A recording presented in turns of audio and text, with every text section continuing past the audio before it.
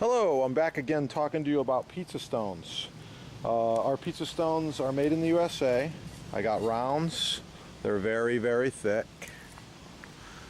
I've got rectangles. These measure 14 by 16. Again, very, very thick. That's what you're looking for. Made in the USA. It's a good to approximately 2400 degrees Fahrenheit. And I got some 6 by 6s. You can piece them next to each other, build them in rows, line grills, build ovens, all kinds of things. So this one was cut on our wet saw, and I wanted to show you a couple things about this today. But we're going to move over to our latest project, which is a wood-fired oven. And there's going to be a lot of videos to come using the wood-fired oven. I just want to give you a glimpse of it today.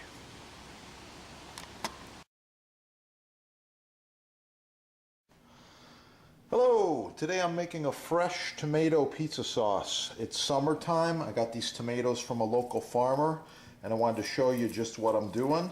Got a combination of some early tomatoes here as well as some beefsteak tomatoes. And one of the things I like to use for these tomatoes, when you do a lot, it's handy to use a tomato shark. That's a tomato shark right there. It's just so fast. You give a twist like this and the stem part comes out. It's faster to process tomatoes if you're doing a lot of plum tomatoes. If you grow your own or whatever, it's just quick. You give it a twist. That's it. The rest of the tomato is all usable. Even on these big tomatoes, these big beef steaks, let me see. This is probably the ripest one I've got here. Beautiful tomato. Look at that baby. So this thing digs right in, easily grabs the stem, removes it. The rest of this tomato is usable. That's it, tomato shark, cool, and I use them a lot in stock, chefdepot.com. Be right back. We're going to whip up some fresh tomato marinara pizza sauce. And we'll be right back to finish that fresh tomato pizza sauce. Okay, so here's some of my essentials for a good pizza sauce. Number one, you need a really good tomato puree. I like puree. This is a plum tomato and this brand is from Italy. I like it. It's no salt added. It's basically a concentrated tomato product made from plum tomatoes and it's good. So I'm going to use this and fortify it with the fresh tomatoes. Fresh tomatoes obviously have a lot more moisture, water content, so that's why I'm going to cook it down and give it a quick saute, let it simmer and sizzle a little bit. It also will naturally just caramelize, little flavors released, but the main thing is you want to remove as much of the water that as you can. I don't believe in removing the seeds, throwing it away, straining it. That's all a waste, and this whole tomato is full of natural goodness.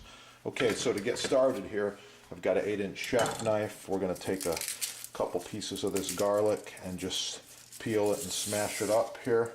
When I'm working with garlic, I go fast.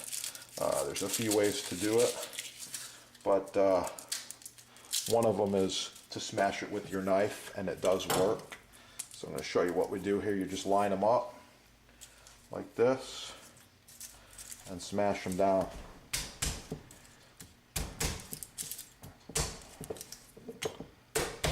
Okay, and then they peel real easy and they're already flattened.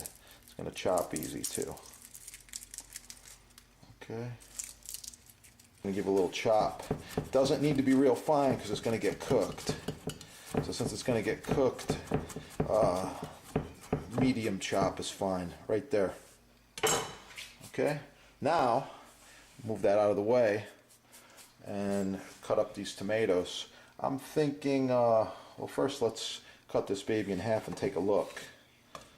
Yeah, hardly any seeds at all in there, just a few right through here. Okay, so now it's flat, a little easier to work with, and I'm gonna just go with kind of a medium-sized dice like this.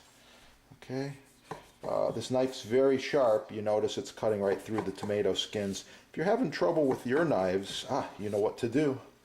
Go to the site. Every sharpener, every style of knife, all professional stuff in stock, ready to go. Okay, this is just going to be a kind of a rough chop. It's going to get cooked, and then I'm going to do a quick puree on it as well. I'll be right back. The best way to store a knife is in a knife block, okay? People ask me that often, and well, that's the right way. If you don't have a knife block, no problem. You can use a magnet on the wall like this. Simple magnet, holds a lot of different knives at any angle and safely. Also cheese knives like this, special handmade santucos like this. These are really, really sweet knives. They don't always fit in blocks, they fit on the magnets, so I do like the magnets. Okay, I've got a hot saucepan here. I'm going to start with about 1.5 tablespoons of extra virgin olive oil, nice and hot. You can see how hot that oil is, okay? First ingredient, of course, is going to be my garlic. I like to use this scraper, bench scraper. Quickly saute the garlic. Now I just want to soften it up. I don't really want to brown it here for this particular application. So that's good right there. And in go the tomatoes. Same thing here. We're just cooking the tomatoes to remove some of the moisture, but I do want all that flavor in there, so all the juice goes right in the pot. Okay? Last ingredient is basil. This is all the basil I've got right now. There's not much there. In it goes. So we got the dry basil. This is from last year's harvest. I do believe in growing my own basil. Got about 1.5 tablespoons there. And the last ingredients, of course, that go in any good tomato sauce: sea salt, fresh ground sea salt. This pink sea salt, by the way, this is from Hawaii. I like it. And some fresh ground pepper. This is quattro peppercorn here, 4 different kinds.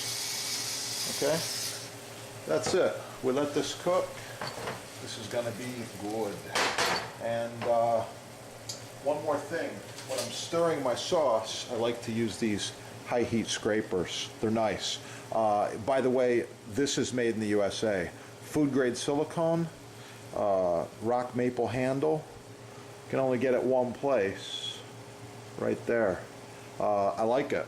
It's even got a hole to hang it up if you want to. Main thing is you can use this for years, 10 years or more, and they don't wear out. So I got this over medium heat now.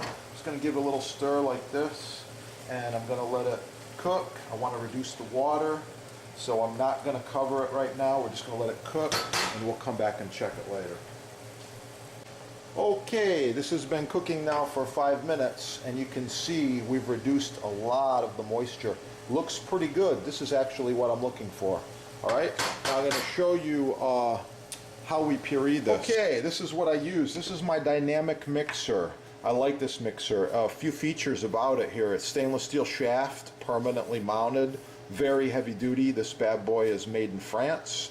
It's got a safety button. You can't turn it on. Kids can't turn it on unless you use 2 fingers. It's a great setup, okay? Titanium blade. Never put your finger in there, okay? Titanium blade cuts through anything. So I love this little unit.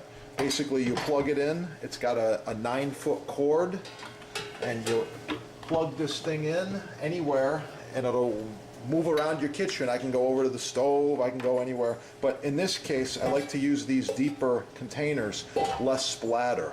So I'm going to take this tomato sauce that I made here.